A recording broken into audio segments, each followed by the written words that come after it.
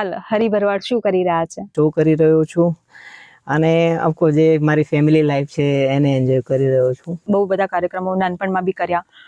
ભણતર ઉપર એની અસર પડી?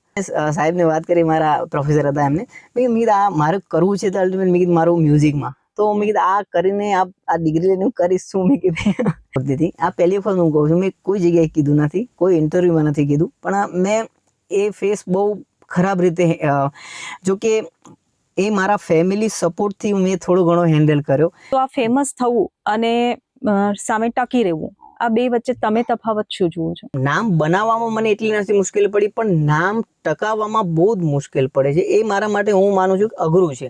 એવું કોઈ થયું કે તમે કોઈ જગ્યાએ ગયા હો ભજન ગાવા અને તમારી ઓળખ આપે કે આ હરી ભરવાડ એમ, અને કોઈ એમ કે ના ના આ હરી ભરવાડ ને, હરી ભરવાડ તો પેલો નાનો બાળક?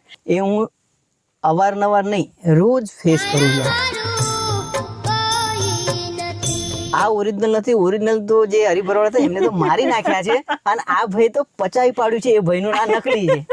જીતે ભી લકડી મરતે ભી લકડી, દેખ તમાશા લકડી કા.